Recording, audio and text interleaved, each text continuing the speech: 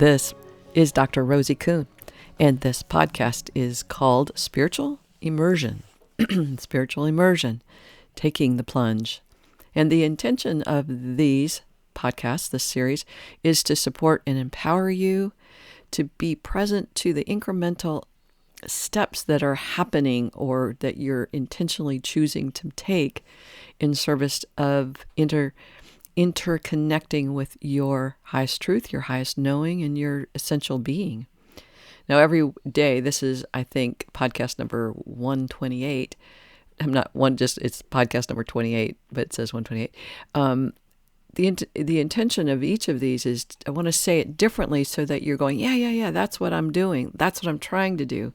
And quite often we're trying to make leaps of faith. We're trying to make leaps. We think this should somehow have a magical moment where we're transformed into that state of being that is an ecstasy or an enlightenment or peace and equanimity and serenity. All of those things that we automatically get to. And my experience with this, and from my understanding and research, very, very few people get to that or through that in this lifetime. You know, some people come into this lifetime like that. Some people have to work really, really, really, really, really, really hard for it. And the working really hard for it, and as I mentioned in the last podcast, is that intention and dedication to know who we are. And not only that, but so important for me anyway, is I don't want to suffer anymore. And so wherever I'm experiencing suffer or anguish or frustration or disappointment or anger, it's like those are the moments I go, I don't want this in my life. I want to know how to do this differently, so that each of those becomes my my trajectory, my focus, my intention. I don't know what it's like to live in a transformative, enlightened, ecstatic state. I don't know. Don't know if that's what I really want. But all I know is I don't want to be in that state of suffering or being frustrated or being in a relationship where I'm creating a lot of opportunities to try to control things, which isn't working for me and isn't working for people that I'm around. So I want to come to more serenity, more acceptance, more allowing. And in that practice, I find life gets better. So that's what these are about. This series is to say, hey, this is not about you making great big leaps of faith and having these transformative experiences. And even if you do, and when you do have transformative experiences, generally speaking, you've not reached and are able to sustain the altitude of that particular place that you've reached. That quite often we go up and we go, oh my God, I'm finally arrived. But then we go down again into the humanity that we live and exist.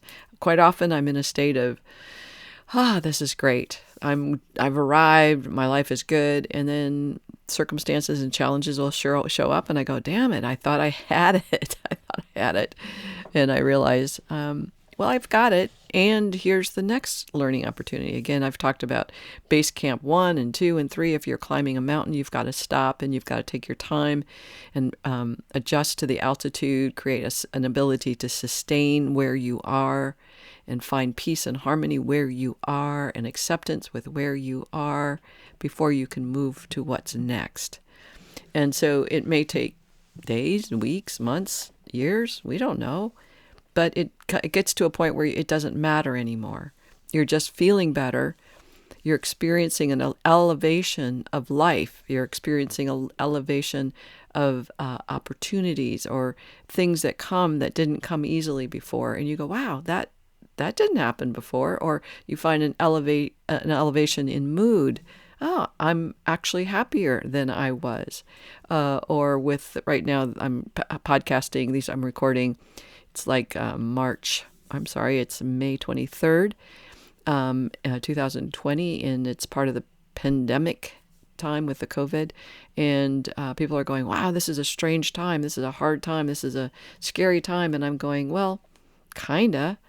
But when I look at it, it's because a lot of what people are experiencing right now in the anxiety and the fear of the unknown and the loss of financial stability, the loss of relationship perhaps, or the changes in freedom and flexibility to move about the country or the world. Those things have changed. And because I've been doing that in other 2, 3, 4, 5, 6 years ago on my own, then this becomes oh, yeah, that's what some people are experiencing. It's not what I'm experiencing, because I've found my sustainability through this kind of experience, this kind of event.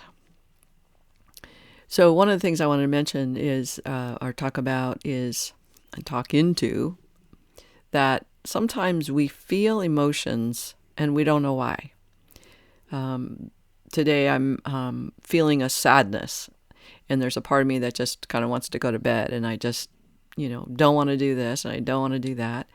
But a lot of times when I've been in these states of sadness or anger or frustration or disappointment, or just not feeling in that space of tranquility and serenity, I make myself wrong. You shouldn't be feeling this way. You should be happy because you've got all the good stuff and you're in this place and all that stuff. And when I do that, you should feel this way. You shouldn't feel that way. There's something wrong with you. There's something wrong with them. There's something wrong with it. When I go there, then I've shifted my perspective and my orientation and my interpretations to something's wrong. And usually it's about me. I'm doing something wrong, or I did something wrong, or there's something wrong. And lately I've been focusing on my diet, eliminating different foods and eating more of something else. And so quite often I'll say, well, it's because of the diet, or it's because I'm going through this transition, but there's a judgment about myself. And this is quite often a normal pattern, not a healthy pattern, but a pattern that we're so used to that we constantly are judging ourselves, and which means that we are not honoring ourselves. We're not accepting who we are in this moment. So what did I want to say about that? So for a long time, I beat myself up for the thinking or the wanting or the desiring.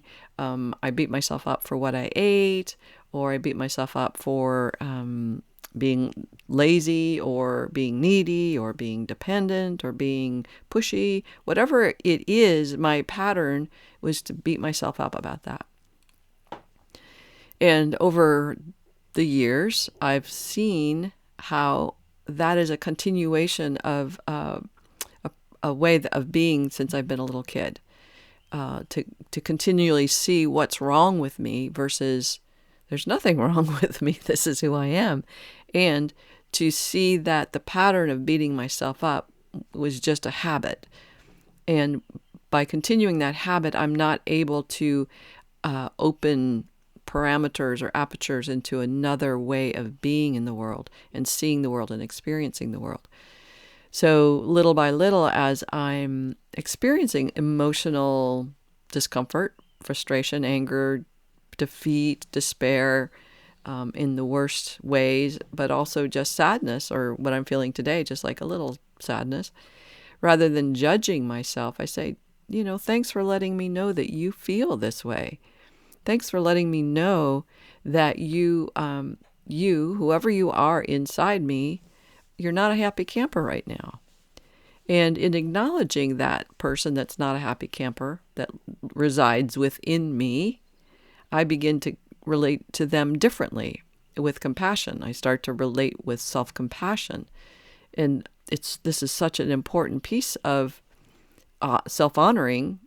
And as we self-honor, we're able to have the greater capacity to honor other people, which is, and for me, it's secondary, because we keep trying to say, well, I got to be a better person in the world. And we can't be a better person in the world until we become a better person to ourselves, a better person in relationship to ourselves, a better companion to that part that's been hurt and disappointed and always looking for ways to see the situation so that they can create control. If I see there's something wrong with me, then I can fix that, I think. But I can't fix it if I think it's wrong or broken. In a sense, there's no fixing here. It's a matter of compassion and saying, I totally get that's how you feel right now, and it totally makes sense that you feel this way right now, given circumstances, whatever that is. And so I ongoingly practice learning how to be more present to these parts of me that I used to just judge and hate and abuse. You're no good, you're stupid, you don't matter, you're nothing, you deserve to feel shame, you deserve to get punished. All those things that we say to ourselves, and sometimes on an unconscious level. A lot of times it's conscious, and sometimes it's more and more and more and more unconscious. So what I want to leave you with today is that opportunity to notice when you're saying something negative to yourself, when you're thinking something negative or treating yourself in a negative way. And negative is just, this isn't a good thing to do for me, basically right now it has to do with, for me, it has to do with food. It's like, if I eat something I know is not good for me, I know it's not good for me, and I need to stop doing that. If I'm beating myself up and saying, you are no good, or you're not good at this, or you need to whatever, I have to stop that and say, no, you're just, I love you the way you are, as Mr. Rogers would say. I love you just the way you are. And learning that is a huge practice, and continually cultivating awareness of all the ways that we are negative to ourselves. And that gives us an opportunity to say and choose, wow, how can I see this differently? And if you're listening to these, I know that you have an intention to shift what's going on so that you can be the greatest you are, live into the greatest potential of you in your essential nature. And so I want you to have an opportunity to just, all these little places where we hide out in our negativity, and to kind of shine a light on it a little bit. I hope that makes it easier for you to go, yeah, I do that. And I'm willing to practice something different. If you're not practicing, it's one thing to go, yeah, I do that, and have the insight. But it's another thing to say, okay, so now what are you going to do because you have that insight? And again, if you say, I'm not going to do anything about it, I'll go, great, because you're not ready. And that's okay. That's good to know that you're not ready for what's next, or what needs to happen next for you, or you stepping into the responsibility of making a choice for yourself. You're not there yet. And that's good to know, because then you can stop beating yourself up for it. I have to do that all the time with myself. I'm not there. It's like, yeah, you're not there. You're here.